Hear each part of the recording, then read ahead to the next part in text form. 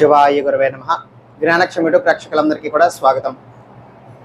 చాలా మందికి స్త్రీలు మీ యొక్క భర్త వలన సుఖం లేకపోవటము అని అంటే ఇతర ఎవరితోనైనా కూడా సంబంధాలు పెట్టుకోవటం కానీ, లేకపోతే మీ పట్ల పూర్తిగా మనస్పర్ధలు వచ్చి, గొడవలు వచ్చి, చికాకులు వచ్చి, మీ మీదన ప్రేమ ఇష్టం ఇవన్నీ కూడా కోల్పోయి మీరంటే చిరాకు పట్టడం, గొడవ పట్టడం, అన్నిటికీ కూడా అరవటం, మనస్పర్ధలు అనేటువంటివి తారాస్థాయికి చెందుకోవటం, ఇటువంటి పరిస్థితితో మీరు బాధపడి ఇబ్బంది పడుతున్నటువంటి వాళ్ళు ఈ యంత్రశాస్త్రంలో చెప్పబడినటువంటి ఒక ప్రక్రియ నేను మీకు చెప్తాను.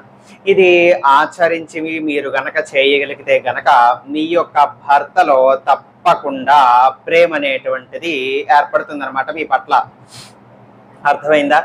ఎంతటి మనస్పర్ధలున్నా, గొడవలున్నా మీ ఇద్దరి మధ్యన కూడా ప్రేమ ఇష్టం ఇవన్నీ కూడా కోల్పోయి అతను ప్రవర్తిస్తున్నప్పటికీ కూడా మీ పట్ల విపరీతమైన అభిమానము, నమ్మకము, ఇష్టము, ప్రేమ, మనస్పర్ధలన్నీ కూడా తొలగిపోయి ఆ విధమైనటువంటి సఖ్యత, ఆప్యాయతతో ఉండటం అనేటువంటిది జరుగుతుంది.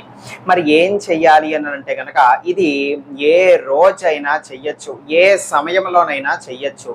మీరు రొట్టెలు అనేటువంటివి చేసేటప్పుడు అంటే చపాతీ కావచ్చు, లేకపోతే రొట్టె అని అంటారు కదా, రొట్టె కావచ్చు, లేకపోతే ఇంకా కూడా ఇడ్లీ పిండితో వేసేటువంటి రొట్టె కావచ్చు, ఏవైనా కూడా కావచ్చు. అటువంటి సమయంలో మీరు వేస్తున్నప్పుడు ఆ యొక్క అట్లకాడ వాడి కానీ, లేకపోతే ఏదైనా పొల్లగా వాడి కానీ మీకు ఎలా సదుపాయంగా ఎలా వీలుంటే అలా అది వేస్తున్నప్పుడు ఉల్లి రసం తయారు చేసి పక్కన పెట్టుకోండి. ఆ యొక్క ఉల్లి రసముతో ఆ యొక్క పుల్లవాడి ఆ యొక్క రొట్టె మీదనే నేను మీకు చూపించబోయేటువంటి యంత్రాన్ని అదే విధంగా ఆ యొక్క రొట్టె మీదన మీరు వెయ్యాలి.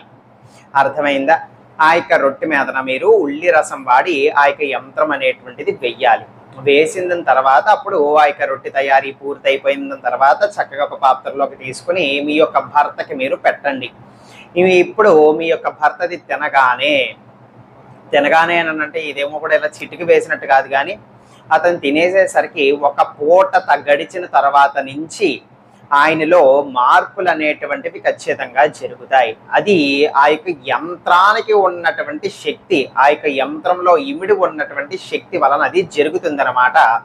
యంత్రశాస్త్రంలో చెప్పబడినటువంటి ప్రక్రియ ఏ విధంగా జరుగుతుంది? ఇతనికి ఎవరితోనైనా సంబంధాలు ఉన్నా, లేకపోతే మూడో వ్యక్తి వలన మీ ఇద్దరి మధ్యన కూడా మిస్అండర్స్టాండింగ్స్, గొడవలు, మనస్పర్ధలు అనేటువంటి ఏర్పడినా అవన్నీ కూడా దూరం అయిపోతాయి. మూడో వ్యక్తిని కూడా దూరం చేసేసుకుంటారు.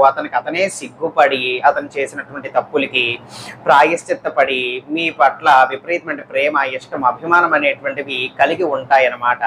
ఇది భార్యాభర్తల కోసము ధర్మబద్ధంగా ఉండటం కోసము యంత్రశాస్త్రంలో అనాది కాలం నుంచి మనకి తెలియచేయబడినటువంటి ప్రక్రియ అన్నమాట. ఈ విధంగా గనక మీరు ఆచరించి చేసుకోగలిగితే మీ యొక్క భర్తలో మీరు మార్పులు అనేటువంటివి తెచ్చుకొని మీకు నచ్చినటువంటి విధంగా మీ యొక్క భర్త అనేటువంటివి మారుతారు. అయితే ఇందులో ఎటువంటి సందేహము లేదు అని కూడా యంత్రశాస్త్రం అనేటువంటిది మనకి తెలియజేస్తున్నది. అయితే ఆ యొక్క యంత్రం ఏమిటి, ఎలా వేయాలని చూపిస్తున్నాను చూడండి. చూస్తున్నారు కదా, ఇది ఆ యొక్క యంత్రం అన్నమాట. ఇది ఉల్లి రసంతో మీరు తయారు చేస్తున్నటువంటి ఆ యొక్క రొట్టె మీదన వెయ్యాలి.